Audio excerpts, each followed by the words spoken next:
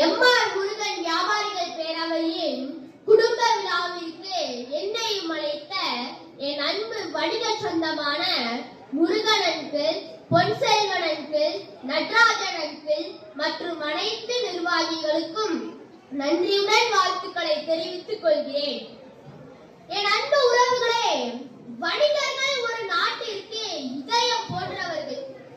எப்படி என்றால், ஒரு நாட்டின் அனைத்து இயக்கத்திற்கும் வணிகம் மிகவும் முக்கியம். வணிகம் ஒழுங்காக ஒரு நாட்டில் நடந்தால் அந்த நாடு உலக அரங்கில் பீடு நடை போடும். அப்பேற்பட்ட வணிகத்தை சிறப்பாக நடத்தி வெற்றி நடை போடும் வணிகர்களாகிய உங்களின் சிறப்பையும் பெருமையையும் 2000 ஆண்டுகளுக்கு முன்பே அழகாக சொல்லி வணிகர்களை போற்றியுள்ளார் நம் அறிவு பேராசான் திருவள்ளுவர். அந்த அற்புதமான திருக்குறள் என்ன தெரியுமா என் அன்பு வணிக சொந்தங்களே? வாணிகம் செய்வார்க்கு வாணிகம் பேணி பிறவும் தம போர் செய். இதுதான் அந்த அற்புதமான திருக்குறள். இப்போது இந்த அற்புதமான திருக்குறளின் பொருளுரையை சொல்கிறேன், கேளுங்கள்.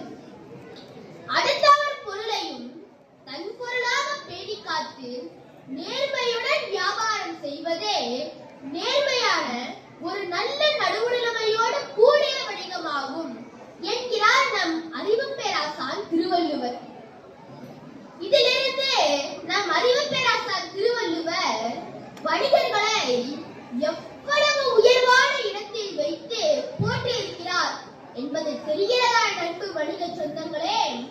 நேர்மைக்கு நம் வணிகர்களைத்தான் குறிப்பிட்டுள்ளார் நம் அறிவு பேராசான் திருவள்ளுவர். என் அன்பு உறவுகளே, அப்பேற்பட்ட வணிகர்களாகிய உங்களை காணும்போது என் மனம் பேர் உவகை அடைகிறது. இந்த வணிக குடும்பத்தில் நானும் இருக்கிறேன் என்பது எனக்கு நிகரில்லாத பெருமை. அது மட்டும் இல்லை என் அன்பு வணிக சொந்தங்களே, நம்முடைய வணிகர்களின் ஒப்பற்ற தலைவர் திரு A.M. விக்ரமராஜா அவர்களும், நேர்மையின் சிகரம் ஐயா TRC அவர்களும், வணிகர்களின் தளபதியான இருதயராஜா மாமா அவர்களும் மற்றும் பாக்யநாதன் மாமா அவர்களும், கணேசன் மாமா அவர்களும் மற்றும் பொன்செல்வராஜ் மாமா அவர்களும் மற்றும் எண்ணற்ற வணிக தலைவர்களும் நம் வணிக குடும்பத்தின் ஒற்றுமையை உறுதிப்படுத்தி உள்ளனர்.